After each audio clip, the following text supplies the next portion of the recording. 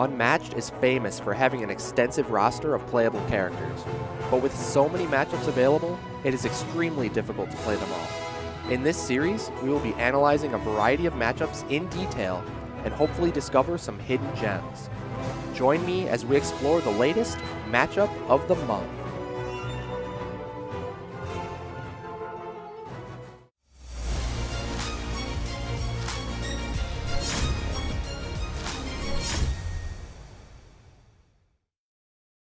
If you're a fan of the channel, consider supporting me on Patreon.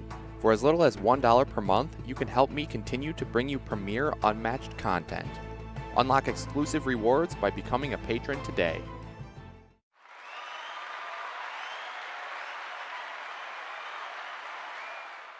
What's up guys, Zero Skater here, and we're back for another matchup of the month for March, this time featuring Bruce Lee versus Cloak and Dagger.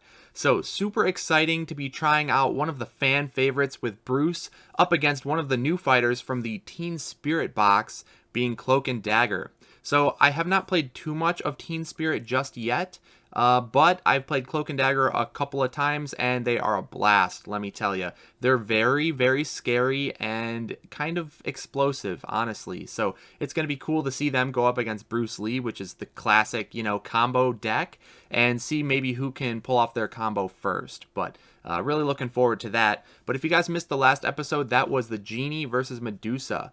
A really cool matchup, and featuring one of my favorite fighters being the Genie. And I would highly recommend you guys watch that one out because it might surprise you a little bit. But you guys have probably already watched that, so you are eager for more content, especially because we got the new Teen Spirit fighters involved. So let's get into it. But as always, guys, be sure to attack that like button if you enjoy the video, and subscribe for more Unmatched content. And with that said, let's not wait any longer. We will check out Bruce Lee versus Cloak and Dagger. Alright, so here we are on Vorpal board as always to talk about our first fighter being Bruce Lee. So again, a fan favorite. Bruce Lee is a solo fighter that is move 3, which is really good, but he is melee and only 14 starting health, so that's a little low. His ability says at the end of your turn you may move Bruce Lee 1 space. So that doesn't sound like too much, but 1 space is really all you need in a lot of scenarios, because if you're up against another melee fighter, if you hop back 1 space, that means they have to take their first action to maneuver up to you, and then their last action to attack, ending adjacent to you, ready to get comboed down, and then you can just hop back yet again. So it's really good at kiting the opponent, meaning you're forcing them to keep approaching you because you're attacking and then maneuvering rather than the other way around. And even if you do maneuver up, you make an attack, you still get to hop back. So again, you're constantly making them approach, which is really, really good at controlling the tempo of the game. It's a little less impactful against ranged fighters, of course, but sometimes that 1 space hop definitely can get you out of the same zone, which again in that case works the same as if it were against a melee fighter. So incredibly powerful ability. Definitely don't underestimate this because it's really, really good. So let's go ahead and take a look at Bruce's deck. Now Bruce he might seem a little inconsistent because he has like the most unique copies of cards in his deck in the game, at least one of, if not the most, with 17 different unique cards. So that might sound a little inconsistent, but the way his deck works, a lot of these cards do a similar thing, so it's really not that bad. So first we'll talk about the Jeet Kune Dos, right? These red cards here, they all are base 3 value attacks. They have an after combat that gains an action, which is really good because that's what lets you string them together for big combos. And then they also have an additional effect that is unique to each Jeet. So even though they all are different a little bit, they're all still Jeets, which gain you actions, so they kind of function similarly. But let's go over them. First one is going to be Corkscrew Finger Jab. After combat, deal 1 damage to the opposing fighter and then gain the action. So this one deals 1 auto damage to the opposing fighter, which is nothing to complain about. The Downward Sidekick is probably the best one, being a random discard from your opponent's hand. We've seen how powerful that effect can be from ambush, and although this doesn't gain the boost value into its attack like an ambush does, it gains you an action, which is incredible. So if you happen to knock out their last defense card, you can keep on comboing freely, which is so, so good. And especially in certain matchups like against Dracula, if there's certain key cards, if you happen to hit one of those, you're in a great spot. Next one is the High Straight Lead. This is like a momentous shift, but it's if either fighter started the turn in a different space, then the value of this is 5 instead. So this is the strongest of the Jeets. It's just pure damage output. It's really, really good. And then Wrist Lock, we're going to see is just draw 1 card. So it lets you keep stringing together bigger combo turns. It's great in the early game. It's a little less good in the late game because when fatigue starts becoming an issue, or a concern, I should say, you don't necessarily want to be drawing, but Bruce is all about comboing off and killing you, not about fatigue. So this is a good card. And then Intercepting Fist is an offensive feint. Really, really good because you can cancel defensive movement effects like Skirmish or Dash. If they happen to feint this one, you feel bad because Defender resolves first, of course, so the feint cancels the action gain of the Intercepting Fist, but otherwise, this is an amazing card for keeping your combo chain going. And then we have Short Lead Hook. Bruce Lee may swap spaces with the opposing fighter. This is probably the least impactful of the Jeets, but it can get you out of a pin since you are a solo fighter if you happen to get yourself into that situation. I don't know how you do that, but it could happen. So this can get you out of the pin. It also triggers something like the High Straight Lead or a Momentous Shift, as we'll see later in the deck. So this does have its uses, but definitely one of the weaker Jeets. But again, all the Jeets are really good because they all function similarly, and your opponent definitely has to be concerned. Now, the glue that holds this deck together is the Be Like Water, because after combat, you choose a Jeet in your discard pile, and you add it back to your hand. So you get to pick the best Jeet that fits the game state or the matchup, get it right back to hand. And this is amazing at keeping up hand advantage and tempo because Jeets convert into tempo by running your opponent out of defenses, making them want to maneuver away. And if they happen to want to make a counterattack, you just play your water, you get a free Jeet back, you're in a great spot. So with 4 copies of this in the deck, that's incredibly good, and its 4 boost value lets Bruce reach almost anywhere on the map. Even though he's a solo fighter, he can move up to 7, so he can just run across the whole map like nothing. Next, we're going to see Taste of Blood, 3 value block. If Bruce has 5 or less health, you draw 3 cards. Now that's some massive card draw, but you have to set it up where he has 5 or less health. You can play this preemptively, expecting a big attack when you're above 5 and hope that you get pushed below that threshold, which could work out, but it also might just be a blank 3, which you feel bad about. And if you're playing it when you're actually at 5 or less health, it's a little bit scary because it's a 3 value block and not that great of a value, and then you're going to be at an even lower health total. So with no healing, you're going to be having to worry about some lethal ranges when you play this. But drawing 3 can definitely swing the tempo for you and let you turn around a game, or at least close out a game that you're already maybe winning. So it has its uses. Then we're going to see Skirmish. We know Skirmish, 4 value versatile. If you win, choose one of the fighters in the combat, move them up to 2. This is a great value card because it's the highest printed value in Bruce's deck. So if you want to save your health total, you defend with this. That's great. And if you want to attack with it, it's a great feint punish because when they're expecting a Jeet, they want to end your combo turn. You can punish them with 2 damage over the top with a Skirmish. Then Momentous Shift, if Bruce started in a different space, the value of this is 5 instead. So again, that swap Jeet can trigger the Momentous Shift, which is really nice. And Shift is just great. You move up, you hit with a Shift. You hope it's feinted, honestly, because you'd rather have them feint a Shift than a Jeet. And then you get to hop back and you'd still deal damage over the feint. So Shift is great. You have a set of feints, which immediately cancel all effects on your opponent's card, 2 value versatile. Great card to have. A little more risky in Bruce's deck because he's solo and only 14 health. So if you get punished over the top of the feint with a big attack, you're feeling extra bad, but still great to have feints in your deck for at least that cancel option. Then you have a set of regroups, which is a little lackluster, but at least it helps you keep up the hand advantage, which will help you push the tempo. So that's pretty good. You can also use it as a boost to move 5 spaces, which is really good.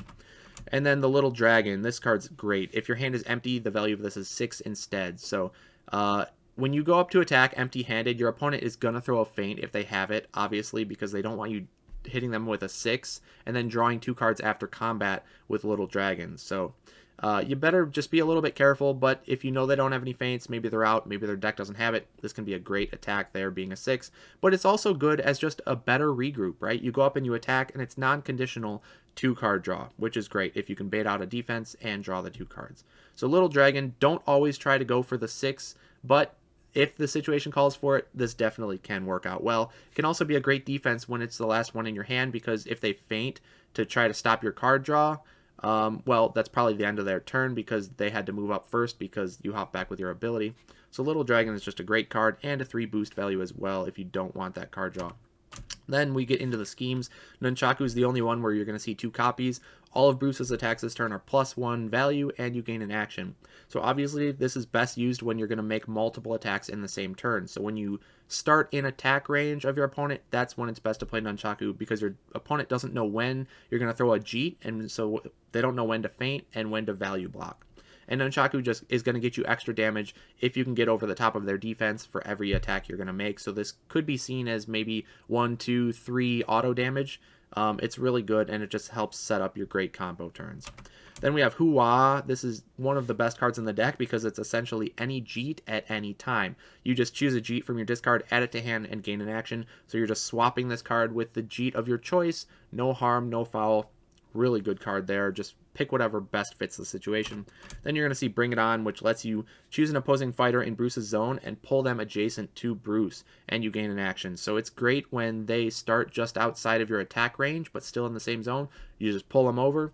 And important to note that high straight lead if either fighter started the turn in a different space. So the Bring It On will trigger that Jeet to bump to a 5, which is really, really good. And then 1-inch punch, the only non-action gain scheme in the deck, so the only pass, and it's deal 2 damage to an adjacent fighter. If it defeats the fighter, return this to your hand instead of discarding it. So amazing in those matchups where there's pesky 1 health sidekicks, or even 2 health in the case of Yananga. And you get to just defeat it for free and add this back to hand. So good for getting through walls, like against Wukong, the Clone Wall, or Electra. Oftentimes solo fighters struggle in those matchups where there's walls of 1 health sidekicks, because every attack is a card loss that they have to use to get through in order to reach the actual hero, and you're not able to get around the wall very easily because you're a solo fighter. But Bruce has this tool in his deck that solves that issue straight up. So in those matchups, you definitely want to be mulliganing for 1-inch punch so you can find it as soon as possible. But overall, Bruce is a ton of fun. He's very explosive. He's all about pushing the tempo and that hand advantage and just aggroing your opponent down. But he's like a tempo aggro, because Be Like Water is a great card for getting you back into the swing of tempo and getting your Jeets back. So you don't want your opponent constantly running, because then they're not triggering your waters. You kind of want to do little trades back and forth. So you want to play at that kind of mid-range hand count, I would say. Even low hand count, Bruce is pretty comfortable with. So you're not a fatigue fighter. You want to set up your combos, play towards your tempo, run him out of defenses, and land those big undefended hits with your Jeets. And he can be incredibly threatening, so your opponent always has to be a little bit careful when going up against Bruce. So let's go ahead and see the next fighters, being Cloak and Dagger. So Cloak and Dagger are one of the brand new fighters out of the Teen Spirit set, and they are super cool because they are dual heroes. So much like the Raptors, you have to kill both of them in order to win the game. And they are melee, move 2 fighters with 8 starting health, so that makes a total of 16, which is respectable. But their ability is what makes them so cool, because they each essentially have their own special ability. Now, Umbra, after you attack, if Cloak dealt at least 2 combat damage, your opponent discards a card. With Refraction, similarly, after you attack, if Dagger dealt at least 2 combat damage, you gain an action. So they both have the same condition to be met in order to trigger. When Cloak is attacking, your opponent has to discard, and when Dagger's attacking, you are going to gain an action. So Cloak is all about value, whittling their hand down, setting you up for Dagger, who is all about combos. And by gaining the actions on your attacks, if you can run them out of defense, you can just throw your whole hand into them as pure damage, which is incredibly threatening and definitely the way you're going to be wanting to close out games as this fighter.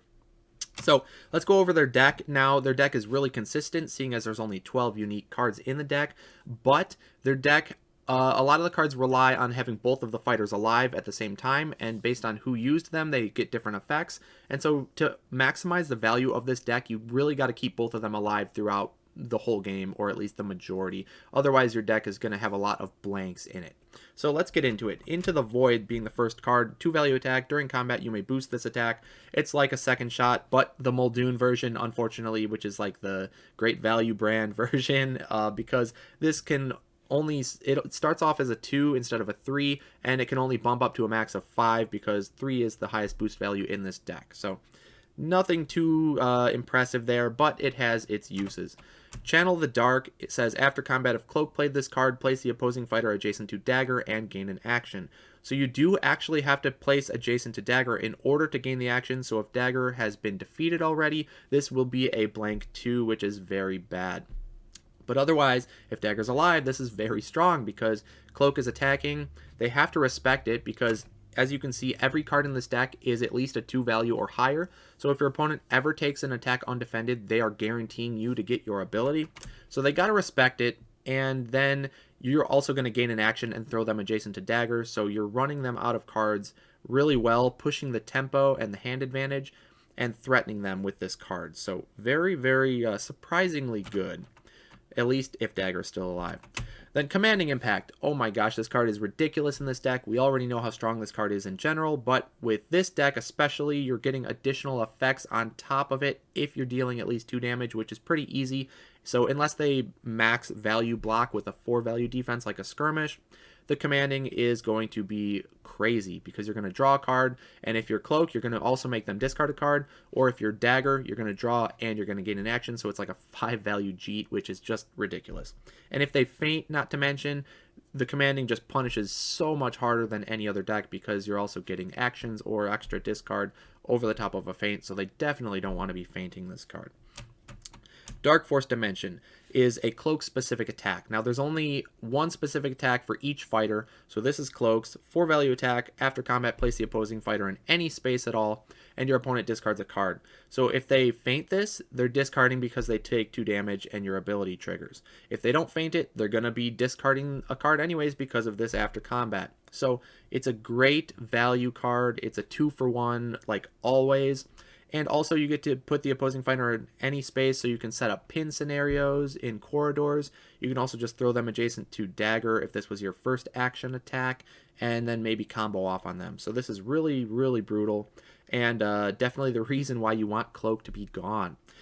Also interesting to note is it's a 3 boost value. So if Cloak happens to die off, your dead Cloak cards in deck are the 3 boost values that you can use to throw into the void to bump it up to a 5. So that's definitely very important.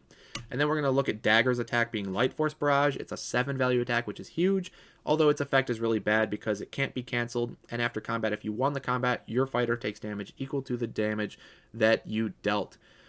Now, you got to remember that even if you're overkilling something like a sidekick, a 1 health sidekick being killed off with Light Force Barrage, you're still dealing the 7 damage, so Dagger would still take 7 damage back. So be very careful when using this. You almost always want to use it on the hero only, not on sidekicks, but this can be a good closer. Just got to be careful of your health total and how much you expect your opponent to be defending for when playing this. But again, it's a 3 boost value, so if Dagger is killed off, you can use this to boost, which is definitely important. Then we're going to see the Living Shadow, the only defense, pure defense card in the deck, 3 copies. Now, if Dagger plays it, she swaps with Cloak. Cloak is the new defender, and the value is 4 instead. If Cloak plays it on defense, it's a blank 2. So you definitely want to be putting Dagger up front so that she can swap into Cloak for bigger value blocks.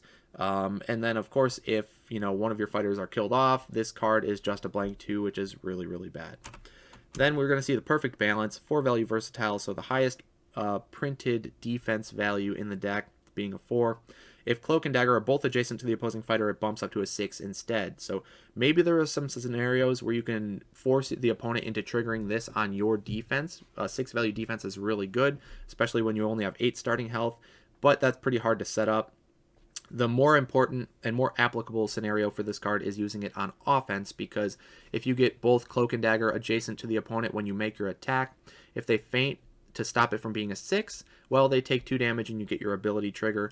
Otherwise, the max value block for defense would be a 4, and the 6 will hit over the 4 for still 2 damage, and again, you trigger your ability. So this is great for triggering that ability in almost every scenario, barring something like a Bewilderment or, a 5 value defense, which is very rare. Then we're going to see Into Darkness. This is a great card here because it's plain and simple. It's a 3 value versatile. After combat, choose one of the fighters, move them up to 3. So it's kind of like a discount leap away because it's only a 3 instead of a 4. You're only moving the fighter 3 instead of 4, but it's not conditional upon winning the combat like leap away is. So this can be a great combo breaker, especially into somebody like Bruce Lee that we're going to see. So Into Darkness, just a solid card. traverse the dark force, a little less impressive because it's only a 2-value versatile. After combat, move each of your fighters up to 2 spaces, so it's a lower value, lower movement, but you can move each of your fighters afterwards, and it's again non-conditional, so there are some scenarios where you can set up some cool things with this movement effect. And then the Living Light. This card is actually really, really strong. It's a 3-value versatile with 2 healing after combat, essentially. But the healing depends on who played it. So if Cloak played this to defend, Dagger recovers 2. If Dagger played it to attack, then Cloak recovers 2. It can be pretty telegraphed because your opponent probably wants to focus one of them down and kill them off early. So whichever one they're focusing is going to be the one you want to heal with this. And because of that, your opponent knows how to prevent the healing based on what kind of combat is occurring. So it's very like tunneled into specific scenarios, but that doesn't make it, you know, bad, because 2 healing is really good if your opponent can't cancel it. And of course, anytime they're playing a feint, they run the risk of commanding impact. Or if they're attacking with a feint to try and cancel this, well, you might just play, you know, traverse the dark force, and then you're totally happy with that. So just because it's telegraphed doesn't mean it's easy to stop. So pretty powerful card. Feint, you know it, you love it. You got your set of 3 feints, which is pretty good. Chosen Fate, the only scheme in the deck. It's not a pass because it does draw you 2 cards, but it deals up to 4 damage to one of your fighters, and your other fighter recovers that amount of health. So it lets you split your health totals to even them out a little more and give more survivability to whichever fighter you deem necessary. So that is super good to have. I don't think this card is necessarily like a key card in the deck, but I do think you might want to mulligan for it in most cases, because I think the option of using this when you need it is going to be important. Because if you get into a scenario where one of your fighters are down to like 1 or 2 health and the other one is at full health, and you're like, man, I really wish I had Chosen Fate so that you could push both of them towards the middle range of like 3-4 health, and you don't have the Chosen Fate and you can't draw into it, you're going to feel pretty bad when that low health fighter dies off. So I think you do want to have this for when the situation comes up. Also, very interesting to note is that you can overkill one of your own fighters to overheal one of the others, which is even more incentive for the opponent to full kill one of the fighters first, not leave them both at like middling health totals. Because much like a disarming shot from Robin Hood, or Light Force Barrage, as we just talked about, even though you might only have 1 or 2 health to lose, that doesn't mean that this isn't dealing the 4 damage and thus overhealing the other fighter and netting some health in the process. So definitely a good ruling to be aware of for Chosen Fate. Now again, Cloak and Dagger. Cloak is all about whittling down their hand because they have to respect every attack, and Dagger is all about combo and converting your cards into damage. So you want to whittle them down, then throw in Dagger and combo them to death, because as soon as you can catch them without defenses as Dagger, your whole hand becomes pure damage, and that's just ridiculous, right? That's how you're going to close out games. So it's very threatening, and your opponent definitely has to play around that. And as the opponent, you want to just focus one of them down very quickly and kill them off early, which might be a little difficult depending on the type of deck you are. If you're somebody like Dracula who has a beast form, you can really just kill one of them off pretty easily, or somebody like Houdini with the big reveal. Those massive blows can just finish off one of them pretty easily. But if you're a fighter like Bruce and you rely on a lot of little combos, well, this deck does have a decent amount of combo breakers with its after combat movement and the cancels, so it might be a little bit more difficult to kill one of them off easily. But if you catch them out without defense, they have very low health, you can kill them off really easily at that point. So I think that's what Bruce is going to try to do. But it's going to be exciting to see these both incredibly threatening combo decks go up against each other. But before we get into the actual matchup, let's check out some of the key interactions that we should be looking for throughout the games. Alright, so one of the most important and influential interactions in this matchup, I think, is going to be Bruce's Be Like Water. So, being one of his best defense cards, he has 4 copies in the deck. He's going to want to be playing this to retrieve back those Jeets. But Cloak and Dagger have a lot of really threatening attacks that can trigger their ability over the top of the waters. First, of course, being the commanding impact. So, it's very interesting to note, too, that this ability triggers after you attack, which is the same timing as Robin Hood's ability would be to hop back the 2 spaces. It's not in the during combat step. So, if Cloak attacks with this card into Bruce, and he plays Be Like Water, and Water was the last card in his hand.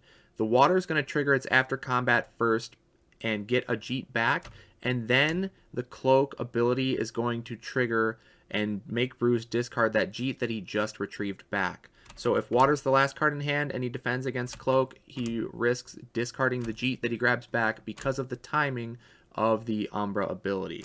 So Commanding Impact obviously is going to be really threatening, dealing 2 damage and either making a discard or gaining an action. That's really scary. Then you have Into the Void, which again, this is much less scary because you do have to boost Into the Void with one of the 3 boost value cards, which are only a select few.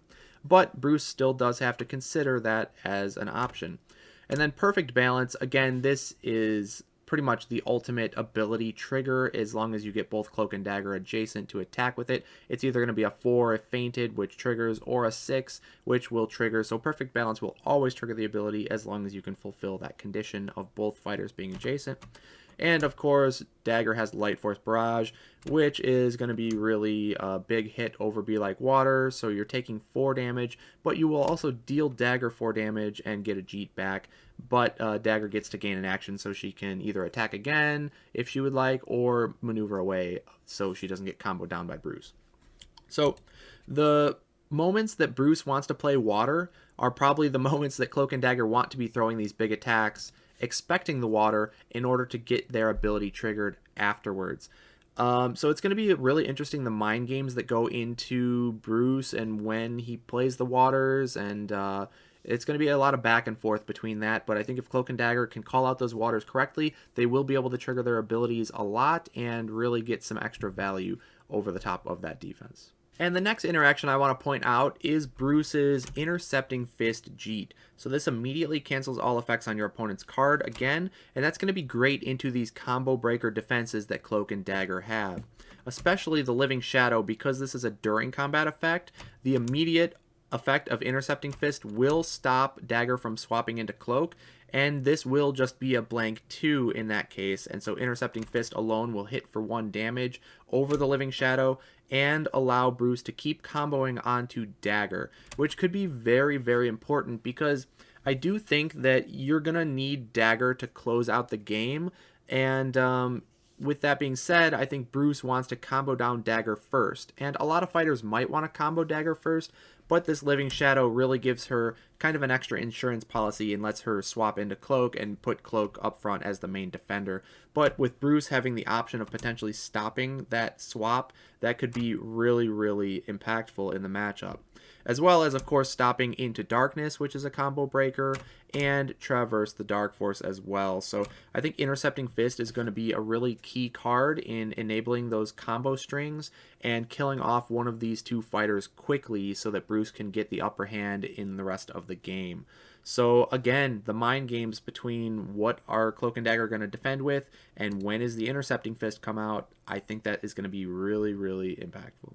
And next up, I want to point out the Taste of Blood. So I think hand advantage is going to be crucial in this matchup, and whoever has more of a hand advantage is going to be able to push more tempo in the game and try to finish off the opponent. So I think Taste of Blood will really help Bruce close out this game, but of course he has to get it to trigger, and being 5 or less health is pretty difficult to do preemptively because you never know if your opponent is just throwing a bait attack or something that's actually going to deal damage. So the safest way to use this, of course, is if you're at 5 or less. But, of course, if you are at 4 or less, you risk dying to a Dagger attack with Light Force Barrage. And because of the new rulings clarification, if Dagger attacks and both fighters die off because of this Light Force Barrage, Dagger is going to win the game. Even before the rules, I guess that would have been the case because the after combat is what gives you the recoil damage, and you would have defeated them during combat and the damage calculation step. But I digress. Either way, Light Force Barrage, it's going to be very threatening over the Taste of Blood if Bruce is at 4 or less. So really, to get this to trigger, he wants to be at exactly 5 health, because then he can guarantee this will trigger over anything that they would throw, other than, of course, an offensive feint, which would cancel the effect. But if you can get Bruce down to that 5 exact health sweet spot, I think Taste of Blood could really help swing the game. but it's going to be a little tricky to do so. But it might be something that the Bruce player wants to try to aim towards in order to get this really big swing turn. And then I do want to talk about regroup a little bit for Bruce. Now, most often you don't want to be defending with regroup because it's going to hurt you in the long run if you're going into fatigue in a matchup. And also it's only a 1 value defense. So if you are getting to fatigue, the 1 value saved, or the 1 health rather, saved from using this is not worth the 2 damage you're going to be taking because of the card draw. So when you're considering fatigue, it's a horrible defense, right? But in this matchup, it might actually be a decent defense. At least it's better than nothing, because if you can call out a regroup defense into either a Channel the Dark or through Traverse the Dark Force, these are only 2 value attacks, and that would prevent Cloak and Dagger from getting their ability and still let you draw a card. So that's going to be really good for hand advantage and value. Because again, I don't think this is a fatigue-based matchup. I think both fighters want to push the tempo and kill the other one. So defending with a regroup is definitely better than not defending at all, because if you don't defend at all, you're going to guarantee Cloak and Dagger get their ability. But a regroup at least will protect you against these 2 specific attacks. All right, and the last one here isn't specifically an interaction between these 2 cards, but just kind of how they work in the deck. So Chosen Fate obviously is used best to level out the health totals of your fighters when one of them gets really low, so you can get out of lethal ranges. And that is going to be really important, especially because of 1-inch punch. So if Cloak or Dagger, Bruce can do a little combo on them with Jeets and get them down to 2 health. Let's say he catches them without defense. He throws 2 Jeets, which will be 6 damage undefended, bring them down to 2. And then he can use his last action for the 1-inch punch to kill off that fighter guaranteed and get the 1-inch punch back to hand.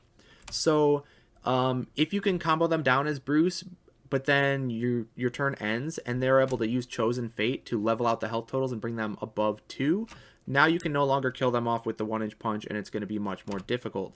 And so Cloak and Dagger definitely want to avoid that 1 to 2 health range because of this card especially, and therefore that just makes Chosen Fate all the more important in this matchup so that you can keep them above 2 health at all times, if at all possible. Okay, so ultimately, I do think this matchup could go either way. Like I said, it's going to be very tempo-based, and hand advantage is going to be crucial. If Bruce is able to kill off either Cloak or Dagger early, he's definitely going to have the advantage, because then their deck is much less effective and has some blank cards in it. So I do think if he's able to do that, he will be set up to win the game. But on the other hand, Cloak and Dagger in general, I think are a little bit more consistent. And also, I think their deck is just a little bit better as long as you're able to keep both of them alive for the majority of the game.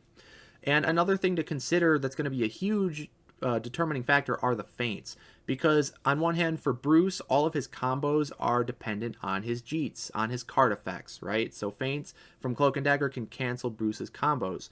But then again, Bruce cannot cancel Cloak and Dagger's ability because it's an ability, not a card effect. So he definitely, his feints are more of a liability. And if he gets punished with a commanding impact when he throws a feint, it's going to feel really, really bad. So that the feints definitely are better for Cloak and Dagger and makes it a little bit easier for them to stop Bruce's combos. But it has to be feinting the Jeets, right? If you're not feinting the Jeets, then Bruce has a great combo string potential, especially with intercepting Fist, being able to cancel the movement and maybe bring it on to pull them back in, or maybe if, since Cloak and Dagger are melee, they had to move up to attack first, he starts his turn adjacent, they use a combo breaker defense, but he played a Jeet, so he gains the action, he maneuvers as first action, and then just combos off some more. So barring feints, Bruce's combos will be a little bit more consistent, whereas Cloak and Dagger have to hit over Bruce's defenses to trigger their combos, which it can't be canceled, but Bruce has some value blocks like Skirmish and whatnot to make it a little more difficult for Cloak and Dagger to trigger that ability. But it can never be guaranteed because even Light Force Barrage hits over the Skirmish, and the Perfectly Balanced can hit over the Skirmish or a feint as well from Bruce. So it really just depends on how the combat interactions go and who's able to keep up their hand advantage better and push that tempo. So I think an early lead is likely to snowball in this matchup, and it's going to be an explosive game either way. So I'm really excited to try it out. I will be playing against Unmatchad as always, so let's not make you wait any longer. We will get into the games and see what happens between Bruce Lee and Cloak and Dagger. All right. Well, welcome everybody to matchup of the month for March, is it? I think tomorrow is St. Patrick's Day when we are recording this, so we got our green shirts on.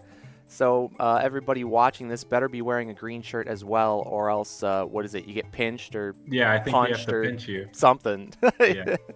John and I plan to make a circuit around the USA, pinching everybody that didn't wear it. That's right. So you guys better be wearing your green.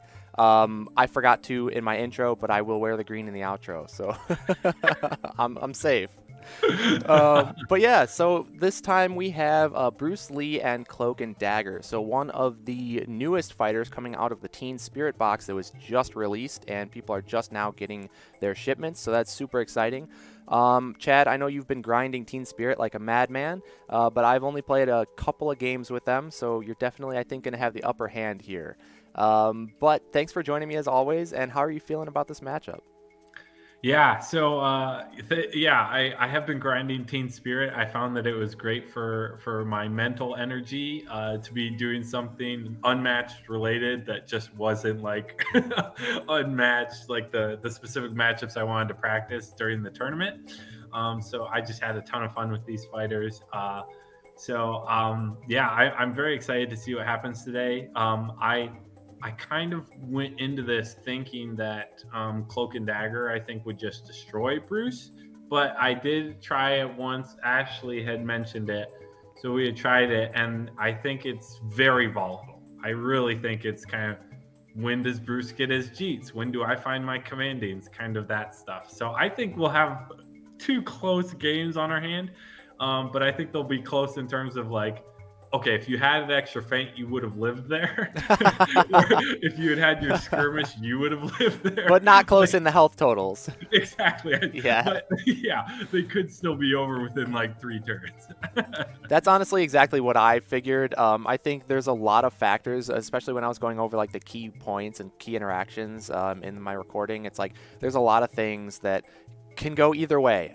Both fighters have things going for them, and it really just depends who has what at what time. So I think it'll be really explosive and a lot of fun. Yeah, absolutely. Now, do you want to play Cloak and Dagger first or Bruce? So since I think you've only played maybe 3 games of Cloak and Dagger, or maybe a little two or more three, than that? two or three. Yeah. So I can start with Cloak and Dagger. You can start with Bruce, so then we can swap. Okay. So we can kind of see what works and what doesn't, and Yeah. I think that might work. If I am going for the 2-0, which I desperately need to keep our records somewhat similar, then I would swap. But I think this makes the most sense. Okay. And so, are we gonna have you going first each time then? I think. I'm down for that. Yeah. Okay. Cool. So then you'll go first with Cloak and Dagger, and then you'll go first with Bruce. Now, talking a little bit about maps. So I have all the maps loaded up. Do you have any points you want to make in regards to this? Anything that comes to mind? Teen Spirit. I love the fighters in Teen Spirit. I've had so much fun playing these fighters, more fun than I've had in some of the other releases that are out there, just in terms of just how much fun these fighters are to play. Some fun effects. The imagery to me of a number of squirrels just surrounding an opponent and then smacking with a 9 value attack is just, it's so fun to me. But I don't think any of them, except maybe Miss Marvel, is really good on disadvantage. And so playing with these, with Cloak and Dagger on a large map, they really need a lot of value out of all of their cards, in my opinion. And having to spend a bunch of them to boost, to me, really hurts them. So I think if any map we do choose, it'll have to be one that's, I think, on the smaller end. So maybe not Sherwood or Yukon or the Bronze or Sunnydale. I would kind of get rid of those, I think. Okay. Do you want to? I mean, what do you think about Navy Pier? Seeing as that's the new map that came in the set, maybe we could show that off if you don't think it's too polarizing. But I know the slushy is pretty terrifying. So I don't Yeah, know the if... slushy is pretty terrifying. I'm totally down to showcase it, and we can just put an asterisk in this for the matchup of the month. Yeah, I'm totally down to show for it. I am a little hesitant because of the slushy, but I mean, I think it's fine. Yeah, Because to me, Bruce doesn't really win. Like, he doesn't kill one of your fighters through a couple of interactions. He really kills them like on one. Like, one he went combo from turn. 8 or 7 to dead, like Right. from a combo. So I don't know if the 3 health will really come into play for them. It would mainly be for Bruce, I think. Yeah, though you are a dual hero, so you do have more bodies to make use of the items than Bruce does. It's true. Yeah. But if you want to just go with it anyways, I mean, it is the first time we're showcasing one of the Teen Spirit Sure. fighters, Let's so if do you it. want to just do it just cause, I'm down. Let's do it. All right, cool. And I get to go first both times, so items is good for me. Yes. Oh, yeah. Not looking good for old Bruce.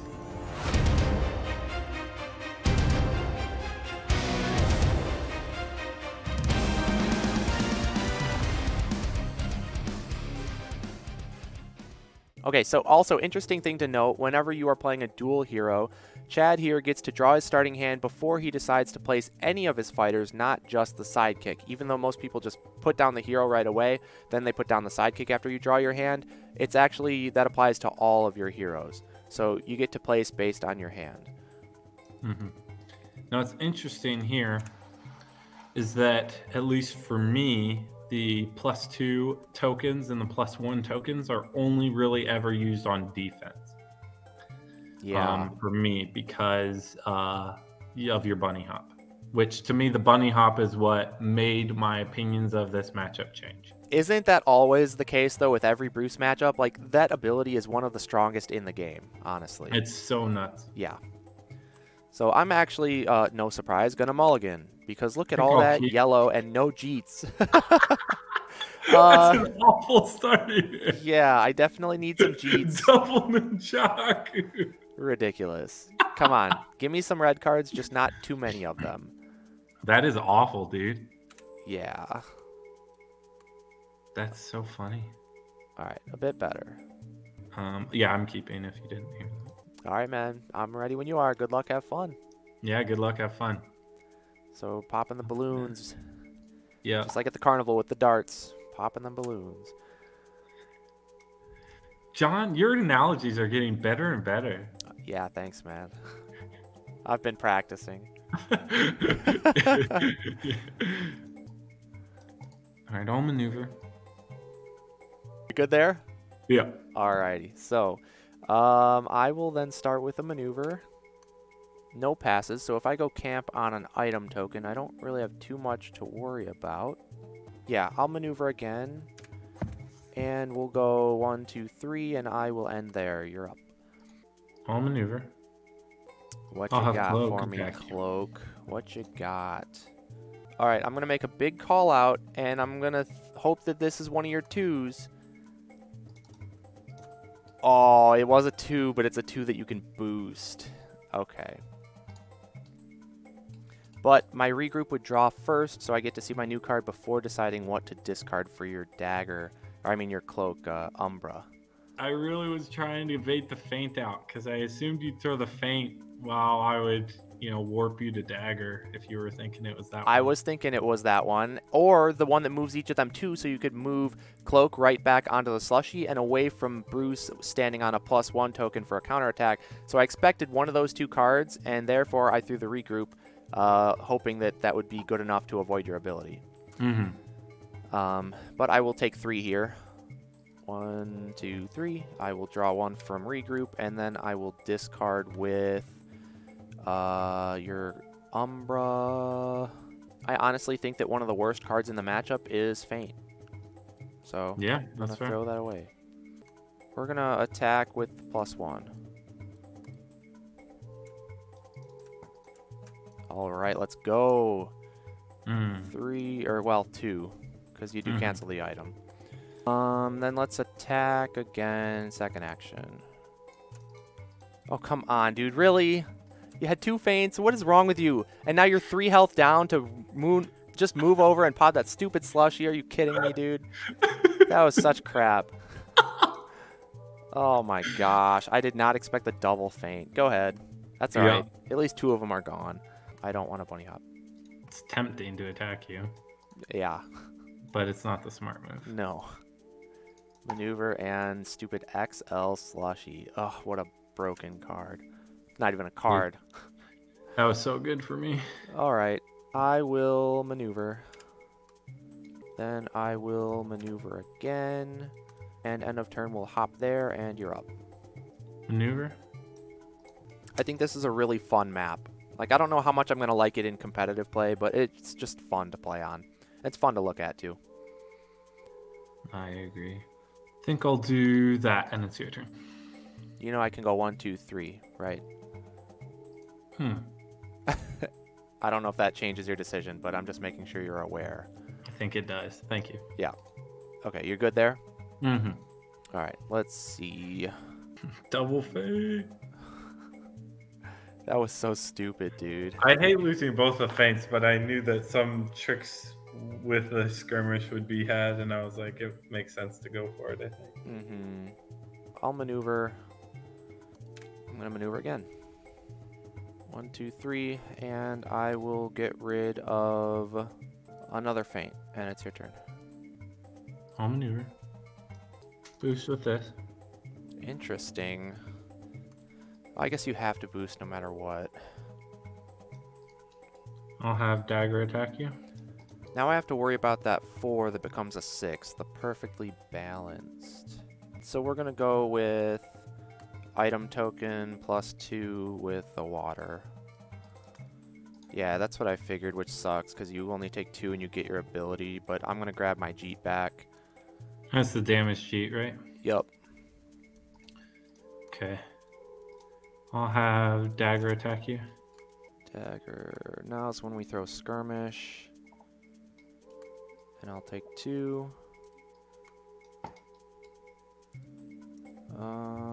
Dagger again, or who? Dagger. Dagger. Let's throw Little Dragon. Oh, dang. That hurts. Quit it. 2 card draw, huh? 2 1 card skirmish draw. left. Yep. Dagger attack.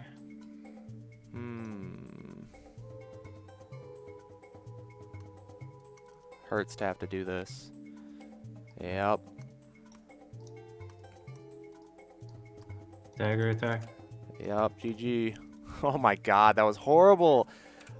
Oh, I knew you were going to do that stupid Light Force Barrage against my water, and I almost threw the skirmish with the +2, which would have saved me no matter what. But I needed, like, look at my hand. I didn't have this, and I didn't have this at the time.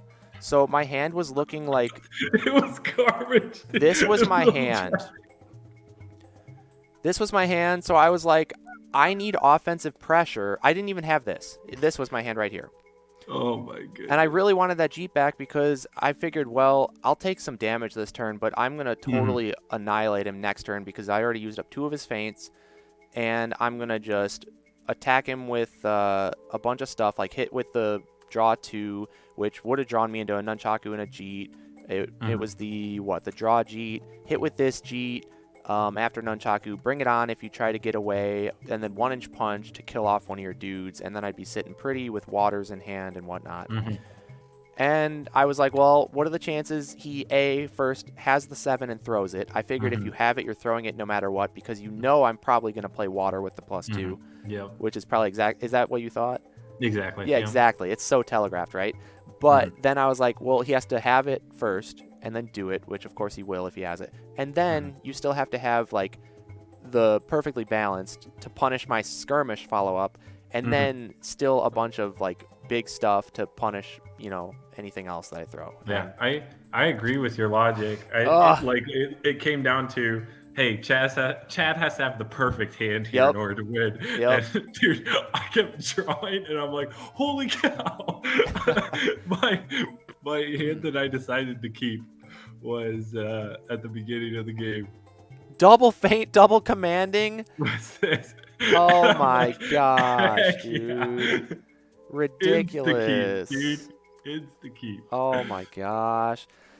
I guess that was my mistake for trying to play Bruce a little bit passive and make you, force the initiative on you to come in, because whoever goes in first with the biggest combo is going to come out ahead, I think. Because if I can combo down one of your guys, I'm in a great spot. But I Exactly. tried, and you had both the feints, and then you got the slushy. And then I was like, well, now that sucks. And I didn't have any red cards because this card was in my discard pile.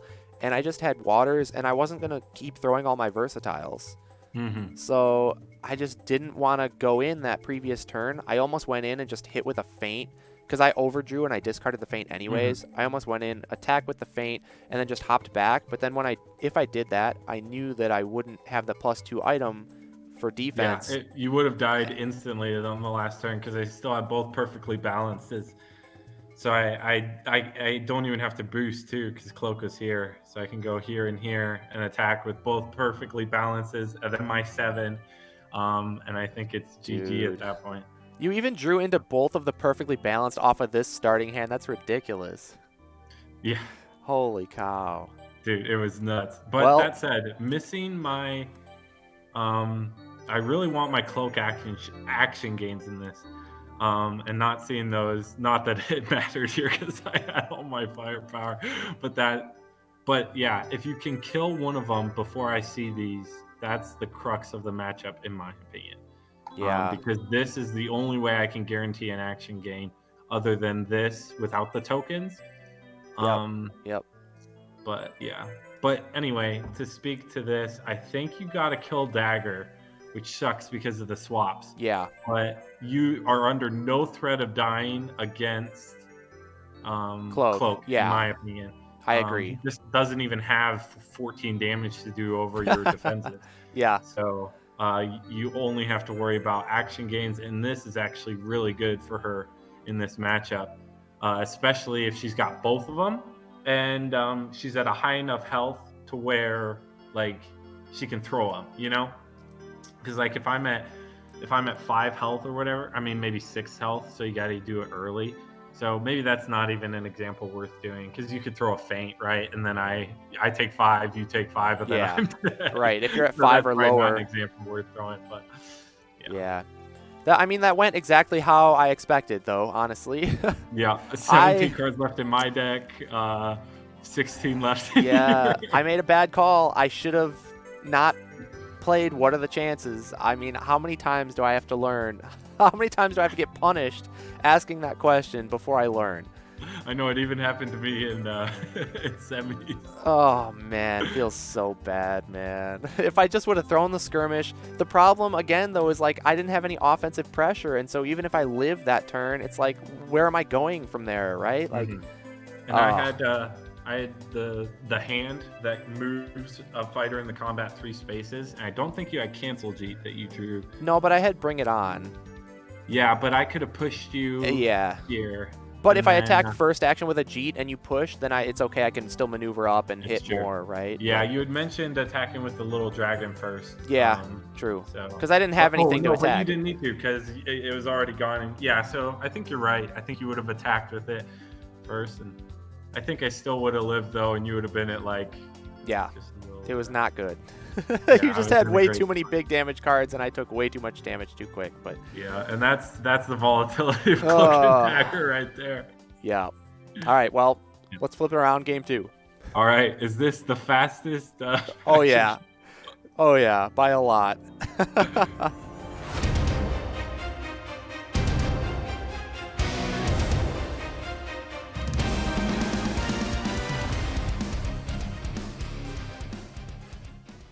Oh, I got crushed. I don't think it's going to work out the same way for me here, but we're going to find out. You never know, dude. It's crazy. I knew that you ditching your feints was really good for me. Just in terms of what it communicates to me about your hand, right? Yeah. I knew that it was like, okay, wow, you're really not that feints would have changed anything for what just happened in that combo. But it just communicated to me that you weren't finding like regroups or some dumb stuff. Right. I thought I was being smart defending with my regroup, but that didn't quite work out. Yeah. I don't know if it would have mattered then at the end, I guess. Yeah, I mean, it wouldn't have because I was like -3, so... Yeah. But my only other option was to throw my skirmish, which it was against Cloak, and I didn't Which want sucks. to do that, right? And Yeah. then I had water, and I didn't even attack yet, so I wasn't about to throw a blank water. I'm gonna mulligan. Oh yeah, you gotta find those Jeets. You gotta have at least one Jeet so that your waters aren't dead. When I played this twice with Ashley, she beat me as Bruce twice, and she opened Cancel Jeet both times. Dude, cancel Jeet OP. I mentioned that at the start of the video. I think I'll keep this. Seems okay.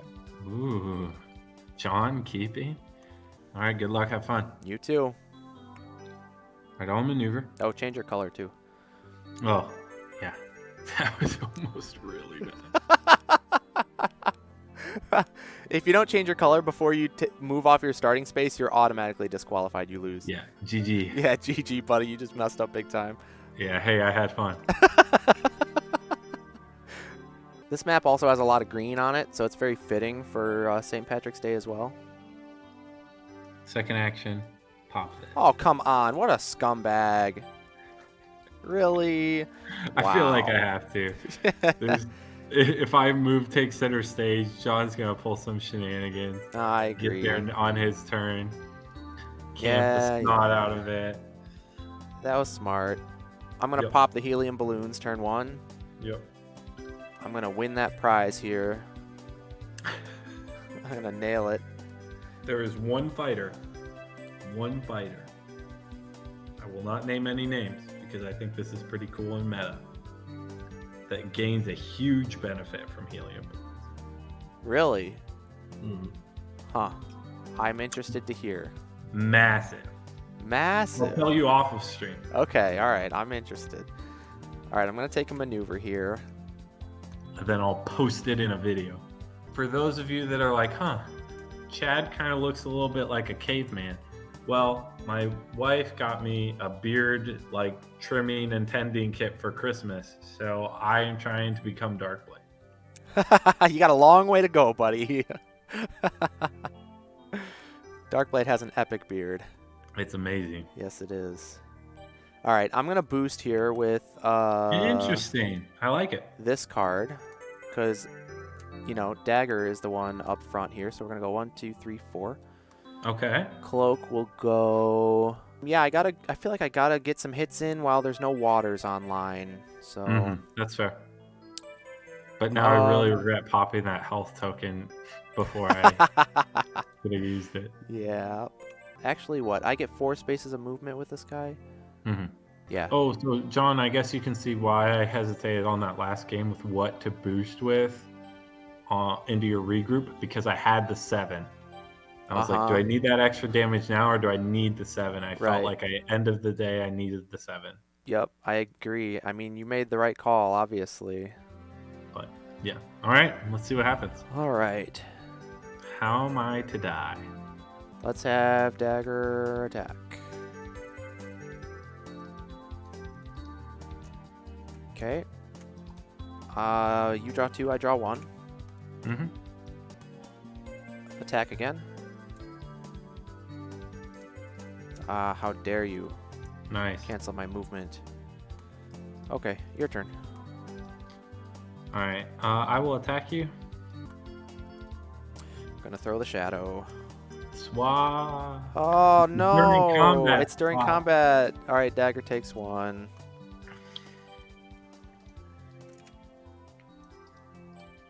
I'll attack Dagger. Still first action.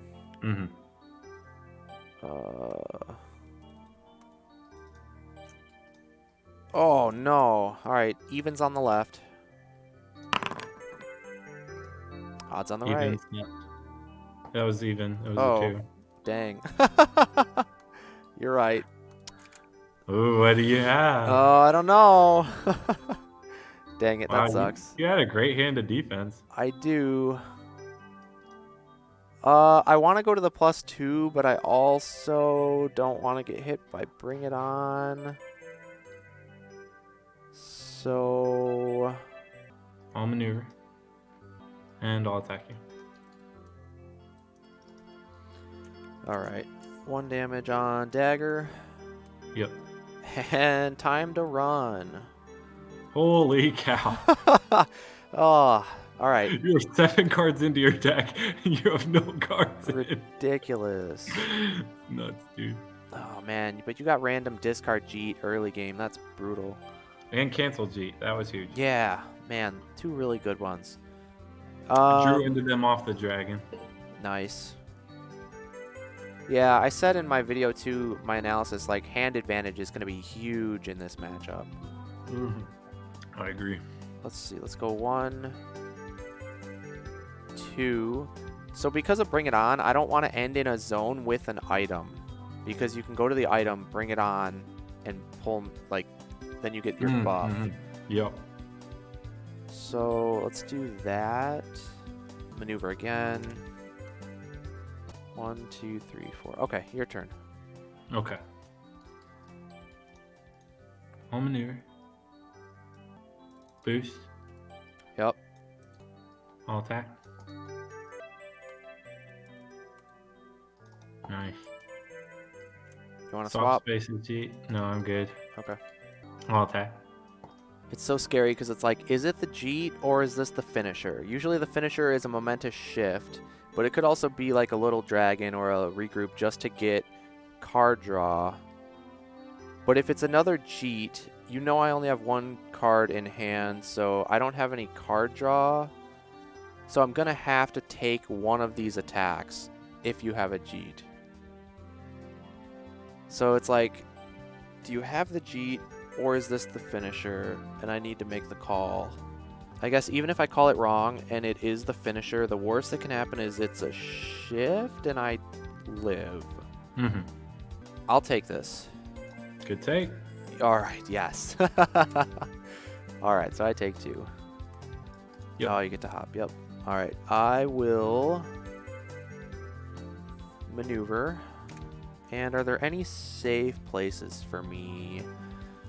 1, 2, 3, hit either of the blues. 1, 2, 3, hit either of these. You can't hit the middle without boosting.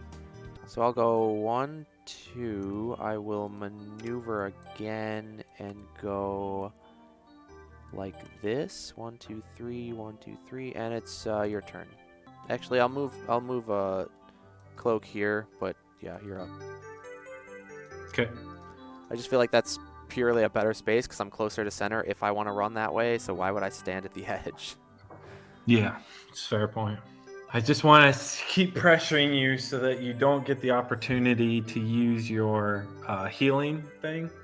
Yeah. Because I know you're going to want to use that like as soon as you get the opportunity to. So if I can make it hard for you to get that opportunity, I'm in a good spot, I think. True. I think I'm in a pretty good spot if I just kind of reset a little bit. Good there. Okay. Maneuver. I'm going to go there, and I'm going to play Chosen Fate. Yep. And I'm going to deal 3. And draw 2. And your turn. I'll maneuver. I'll attack Cloak. Cloak this time, because he's the weaker one.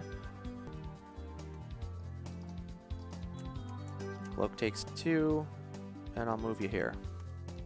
Yep. So then you can't get away. Alright, my turn. I want to attack you, but attacking into a water would be a disaster right now, I feel. So I feel like I actually just can't do that. I'll maneuver. Really? I'll maneuver again. 1 and 1, 2, and you can go. Maneuver? I think you have to come in at some point. I'm fine waiting.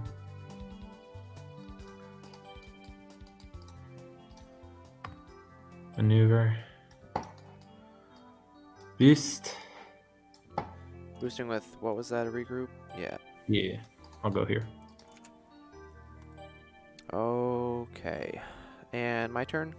Mm-hmm. Okay. I will maneuver. You fool! You forgot about Zazoom! Oh, John, I never forget about How Zod. could you?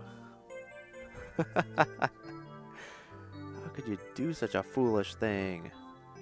I will put Dagger there, and I am going to use Zazoom. I will call upon the mystical powers of this old man. And I will look at the top 3 of any deck. If I look at the top 3 of yours, it gives me a little bit more knowledge about what might be in your hand if I see specific Jeets. So I think that's actually a little more impactful than that card would normally be against other fighters. Mm-hmm. I think when a deck has unique cards, that's really, really good if you can see true. those. Yeah. So I'm actually going to look at the top 3 of yours. Sounds good. So let's see. I just need to draw 3, right? Mm-hmm. Is it 3? Look at Yeah. the top 3, put them back any order. Okay, let's see.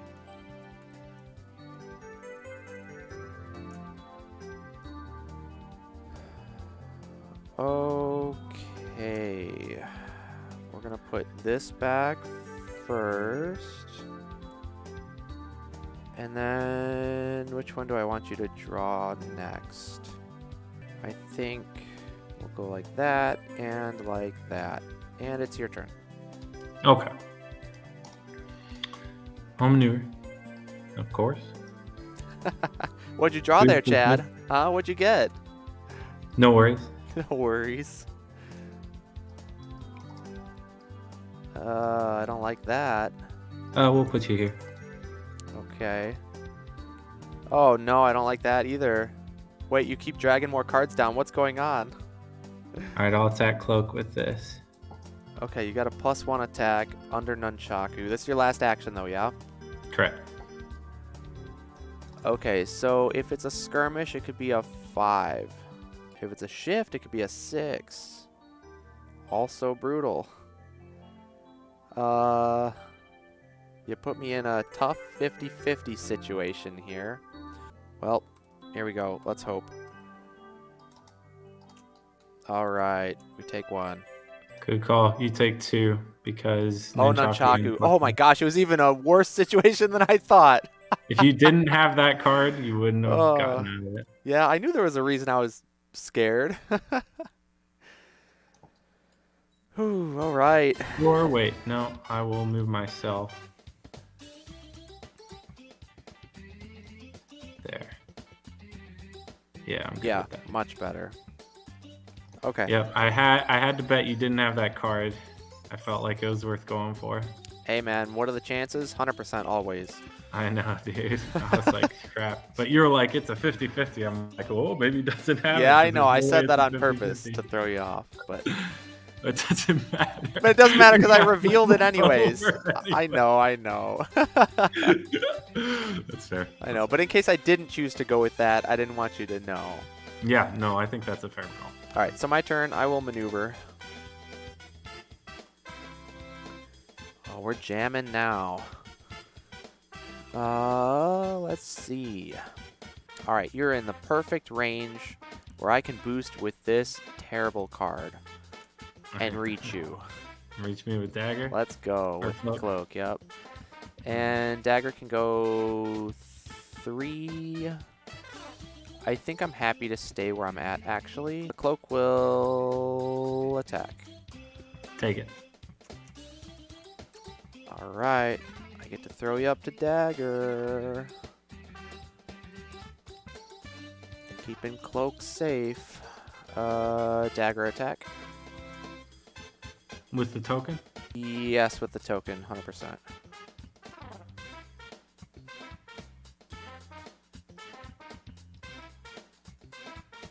Yep. So that's a 6. So I draw 1, gain 1, and what are you getting back? Take the discard G. Yep. Dagger will attack again. Alright, so then Cloak recovers 2. Take the cancel G. Cancel G. Crap. Alright, your turn. That's always a tough 50-50 now, because it's like, man, I want to take the cancel cheat, but I don't want to take the discard cheat. I mean, I guess it doesn't matter either way. It's 3 damage, but... You have 2 feints, huh? What do you mean I have 2 feints? 2 feints left. Yes. So what are the odds you have that? 100%. You just told me that. Yeah, dude. When are you going to learn? I'm wondering if I should build my hand back up. It's always scary because that's what I thought, and then I just got obliterated. I know, right, dude? But The I guess pressure. building your hand up helps you not get obliterated. But it's kind of like weighing, like, well, how likely am I to draw into defense? And if I do, is that going to save me? Or how, like, dire is it where I just need to go aggro and kill them before I get comboed? Exactly. It's tough. I'll maneuver. I'll attack you with this. Attacking, I'm definitely going to feint. Yep. Okay. Sad that I didn't hit the discard cheat with the cancel, but at least I end your turn. Yep. All right, so I will maneuver. I will have dagger attack. Ooh. So 3, 1, 2, 3. Gain an action. I'll have dagger attack. No. So I know you have a discard cheat in hand, and I don't know the last one. I will not boost, because that would be stupid. And it's your turn. I'll attack dagger. It's going to be the discard cheat. I'm going to take it.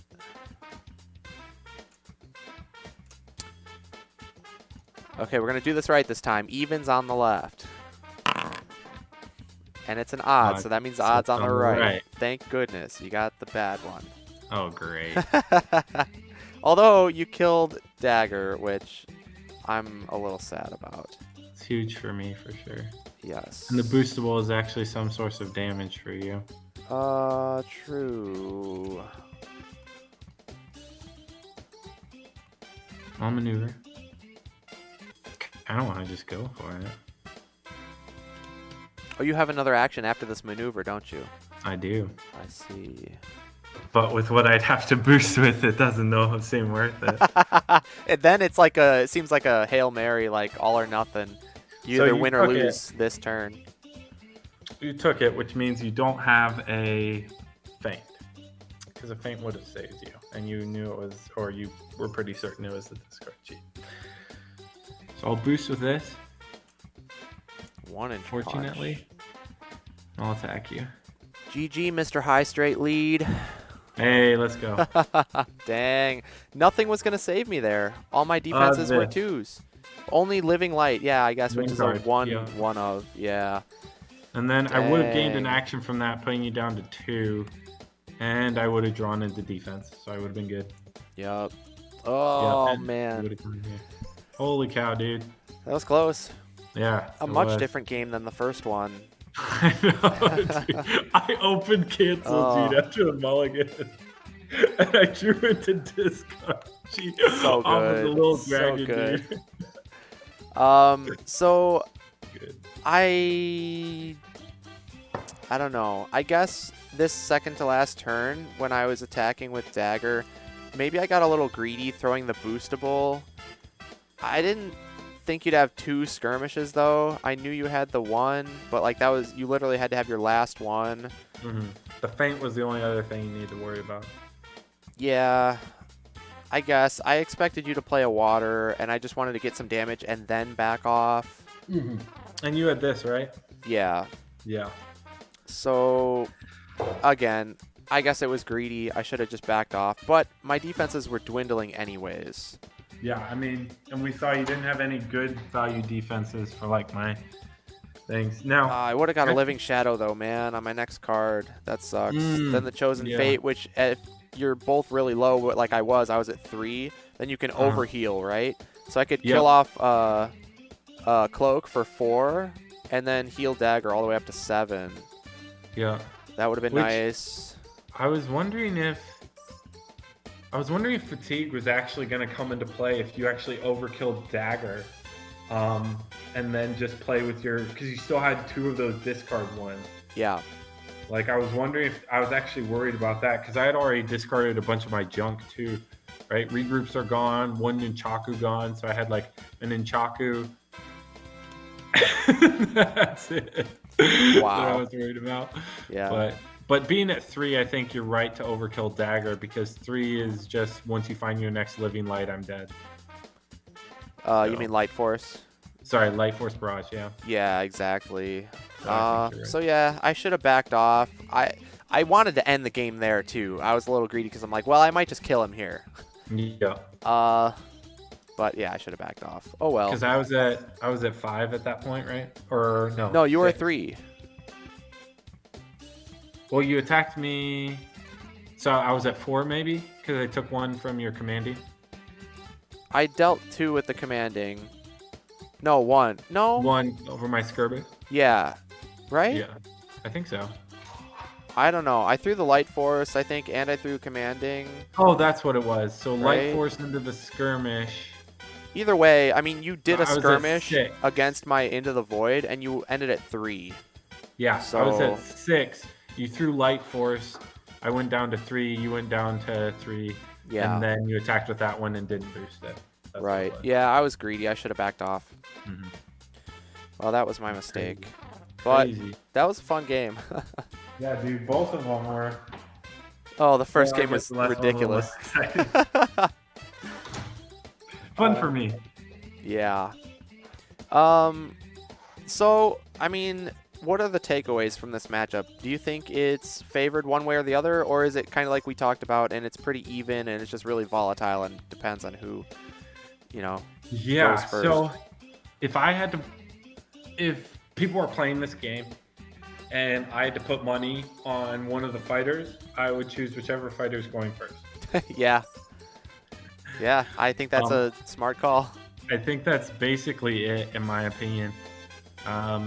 Yeah, it really does feel very volatile, right? Dagger's got to stay alive, so you got to keep Dagger alive. However, Living Shadow is great to do that because you basically just sub in, and there's that, but the cancel G can take that out, right? So it's so many, like, you have this, but then this cancels it, and like all of the cards to me feel like that. Like okay, you've got this, which is great, but then I have this answer to it. Yeah. And vice versa. Like, I've got this card, which is great, but then, right, like, I have skirmishes to stop action games. But you have the 7, which, is like 6 damage on me. Yeah. Maybe more, right? So, yeah, Yeah, there's a lot of checks and balances. exactly. When I was at 11 and you were going for the combo and you had the token and you just attacked me without the token, I thought it was the 7, and I was this close to just taking it and having you kill Dagger because you were at 7. And then just playing against Cloak the whole rest of the game at 4 I would health. have been at 4, Cloak would have been at 3, and then I would have been fine. I think you played the token, and I'm like, okay, there's no way this is the 7 because you'd saved the token for a commanding if you had it. So then I was like, okay. But I don't think I would have taken it either way because I think I was in a good spot and I had the defenses. But Yeah.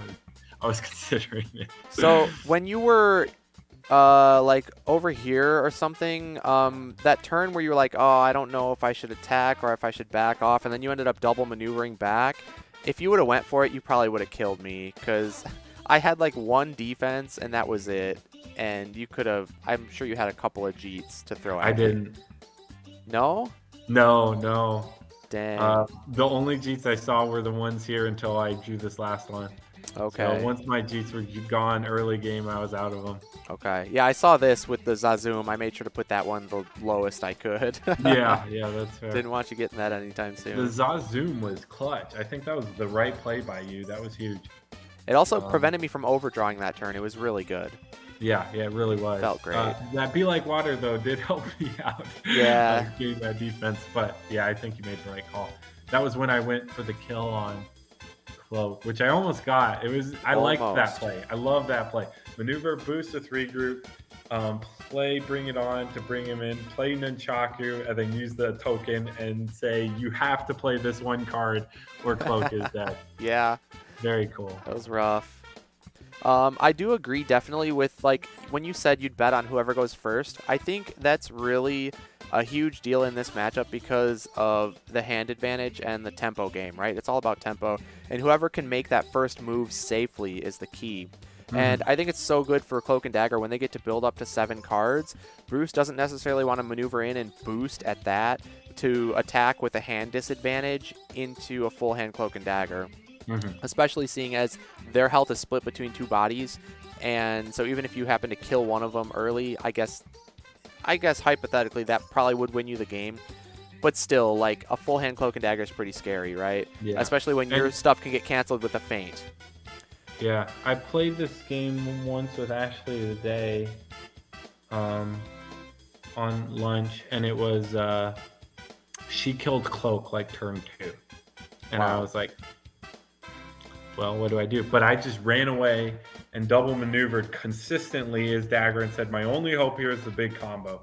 And I just drew until I had all my commandings, a boostable, and a 7. Wow. And at the very end, I went for it, and I managed to kill him.